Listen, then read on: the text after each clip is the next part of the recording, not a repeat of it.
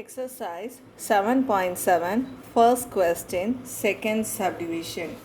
Find the intervals of concavity and point of inflection for the following function. So இந்த ஃபங்க்ஷனுக்கு நம்ம கான்கேவிட்டியும் கண்டுபிடிக்கணும், அதே மாதிரி பாயிண்ட் ஆஃப் இன்ஃப்ளெக்ஷனும் கண்டுபிடிக்கணும். ஸோ அதனால இந்த ஃபங்க்ஷனை ஃபர்ஸ்ட் வாட்டி டிஃப்ரென்ஷியேட் பண்ணுறேன். F dash of x sine எக்ஸை டிஃப்ரென்ஷியேட் பண்ணால் காஸ் எக்ஸ், cos xஐ டிஃப்ரென்ஷியேட் பண்ணால் மைனஸ் sin x. இப்போ இதை செகண்ட் டைம் டிஃப்ரென்ஷியேட் பண்ணுறேன். cos xஐ டிஃப்ரென்ஷியேட் பண்ணால் மைனஸ் sin x, இந்த sin xஐ டிஃப்ரென்ஷியேட் பண்ணால் cos x. So you will have like this minus sin x minus cos x. இப்போ இன்டர்வல்ஸ் கண்டுபிடிக்கணும்னா இந்த எஃப் டபுள் டேஷ் ஆஃப் எக்ஸை ஈக்குவேட் டு 0 பண்ணணும். So you will have minus sin x minus cos x equal to 0. இப்போ இதை நான் minus சைனால் multiply பண்ணால் sin x plus cos x equal to 0 அப்படின்னு வரும் இல்லையா. இதை நான் sin x is equal to minus cos xன்னு எழுதுகிறேன். இந்த cos x அந்த சைடு கொண்டு போனால் மைனஸ் cos x. இப்போ நான் இந்த cos x ஆல் டிவைட் பண்ணால் இதை நான் cos x ஆல் டிவைட் பண்ணால் sin x by cos xனா tan x, cos x by cos x na it will become 1. So I end up with an equation tan x is equal to minus 1. So in the equation நான் cos x all divide பண்ணால் எனக்கு இது மாதிரி ஒரு equation வருது, tan x is equal to minus 1. So இது solve பண்ணால் தான் எனக்கு எக்ஸோட வேல்யூஸ் கிடைக்கும். நமக்கு ட்ரிக்னோமெட்ரியோட குவாட்ரன்ஸ் தெரியும். இங்கே வந்து என்ன சொல்லியிருக்காங்க 0 to 360. ஸோ 0 இது வந்து 90, இது வந்து 180, இது 270, இங்கே தான் 360 வரும். நம்ம 11லே படிச்சிருக்கோம் ட்ரிக்னோமெட்ரியோட இந்த 4 குவாட்ரன்ஸில் பார்த்தீங்கன்னா ஃபர்ஸ்ட் குவாட்ரண்டில் எவ்ரிதிங் இஸ் பாசிட்டிவ், செகண்ட் குவாட்ரண்டில் சைன் பாசிட்டிவ், தேர்ட் குவாட்ரண்டில் டேன் பாசிட்டிவ், ஃபோர்த்து குவாட்ரண்டில் காஸ் பாசிட்டிவ். அப்போ இங்கே பார்த்தீங்கன்னா டேன் நெகட்டிவாக இருக்குது. ஸோ கண்டிப்பாக அது ஃபர்ஸ்ட் குவாட்ரண்டில் இருக்கவே இருக்காது. ஏன்னா ஃபர்ஸ்ட் குவாட்ரண்டில் everything is positive. So it not lie in first quadrant. அதே மாதிரி அது தேர்ட் குவாட்ரண்ட்லேயும் இருக்காது, because in third quadrant also tan is positive. So இந்த tan x is equal to minus 1, that x should lie in the second quadrant and in the fourth quadrant. ஏன்னா இந்த ரெண்டு குவாட்ரண்டில் மட்டும்தான் tan நெகட்டிவாக இருக்குது. இப்போ செகண்ட் குவாட்ரண்டில் பார்த்தீங்கன்னா செகண்ட் குவாட்ரண்டில் இருக்கிற ஆங்கிள்ஸ் நம்ம எப்படி எழுதுவோம், we will write it as tan pi minus. ஏன்னா பை மைனஸ்னால தான் செகண்ட் குவாட்ரண்ட், பிகாஸ் 180யோட கம்மியாக இருக்கும்.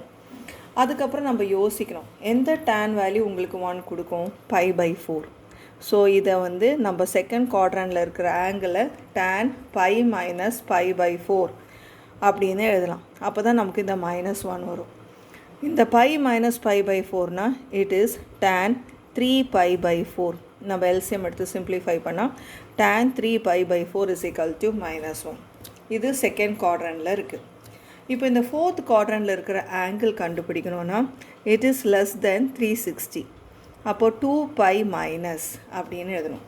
All the angles in the fourth quadrant is less than 360. So 2π minus, திருப்பி நான் π/4 தான் எழுதணும், ஏன்னா tan 45 மட்டும்தான் 1 கிடைக்கும். இது நான் -1. இப்போ இதை நான் சிம்பிளிஃபை பண்ணும்போது எனக்கு என்ன வரும்னா tan 7π/4 ஈக்குவல் டு -1. ஸோ இதுலேருந்து பார்த்தீங்கன்னா tan x is equal to -1, tan 3π/4 is equal to -1, tan 7π/4 is equal to -1. So இதுலேருந்து நமக்கு தெரியும் x we are having two different answer.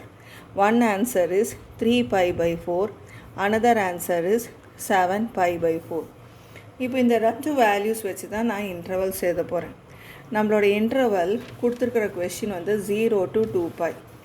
அப்போது 0 to 2πக்குள்ளே தான் இந்த 3π/4 and 7π/4 இருக்கும். ஸோ இதுலேருந்து நமக்கு ஒரு விஷயம் தெரியும், we are having 3 intervals, 0 to 3π/4, that is our first interval. The second interval is 3π/4 to 7π/4, and the last interval is 7π/4 to 2π. So இது மாதிரி இருக்கிற 3 இன்டர்வல்ஸ் இருக்கும்.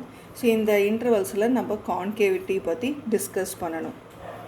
ஸோ இந்த கான்கேவிட்டின்ற டாப்பிக்கை நம்ம இது மாதிரி டேப்லர் காலம் போட்டு தான் டிஸ்கஸ் பண்ண போகிறோம். 3 columns, intervals, f2 dash of x, concave upwards or downwards.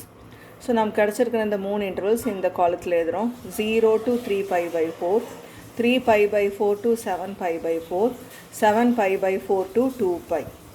So இந்த இடத்துல நம்ம f2 dash of xல் இந்த 0க்கும் 3π/4க்கும் நடுவில் இருக்கிற ஆங்கிள் சப்ஸ்டியூட் பண்ணி அதோட சைன் பாசிட்டிவாக நெகட்டிவாக பார்க்கணும். இப்போது 0 to 3π/4 இதுக்குள்ளே இருக்கிற ஒரு ஆங்கிள் செலக்ட் பண்ணுறோம். ஸோ 0 to 3π/4ல் நீங்களே பார்க்குறீங்களே, π/2 வந்து இந்த 0 to 3/4க்கு நடுவில் தான் இருக்குது. ஸோ இந்த ஃபர்ஸ்ட் இன்டர்வல் ஒரு சூட்டபிள் நம்பர் π/2 சப்ஸ்டியூட் பண்ண போகிறேன். ஸோ இந்த f2 dash of xல் நான் π/2 சப்ஸ்டியூட் பண்ணும்போது மைனஸ் சைன் π/2 மைனஸ் காஸ் π/2 அப்படின்னு எழுதுகிறேன். உங்களுக்கே தெரியும் sine 90 degree is 1. So I will have -1. Cos 90 degreeன்றது 0. ஸோ நம்மளோட ஆன்சர் வந்து -1, that is negative sign.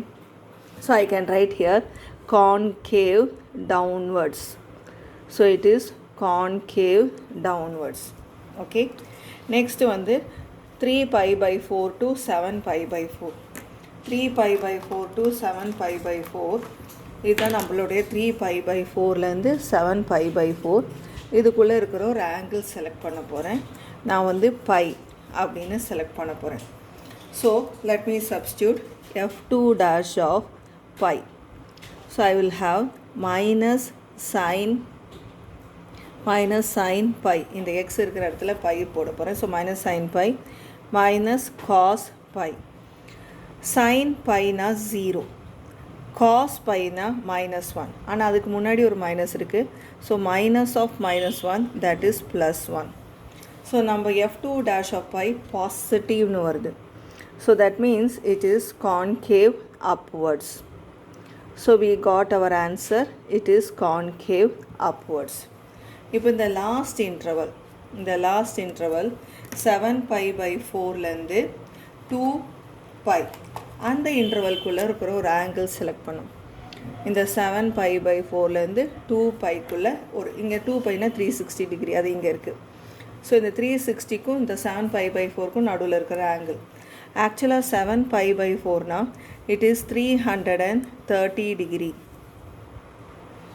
So இந்த 330 டிகிரிக்கும் 360 டிகிரிக்கும் நடுவில் இருக்கிற ஒரு ஆங்கிள் செலக்ட் பண்ணும். சாரி, 7π/4னா 315 டிகிரி. ஸோ இந்த 315 டிகிரிக்கும் 360க்கும் நடுவில் இருக்கிற ஒரு ஆங்கிள் செலக்ட் பண்ணுறோம். நம்ம என்ன ஆங்கிள் செலக்ட் பண்ணலான்னா 330 டிகிரி. ஸோ 330 டிகிரி இருக்கிற ஒரு ஆங்கிள் நான் செலக்ட் பண்ணேன்னா அது கண்டிப்பாக 350க்கும் 360க்கும் நடுவில் இருக்கும். Okay, so let me select f2 dash of 330 degree. இந்த 330 டிகிரி நான் இங்கே சப்ஸ்டியூட் பண்ண போகிறேன். So minus sine 330 degree minus cos 330 degree அப்படி சப்ஸ்டியூட் பண்ணுறேன்.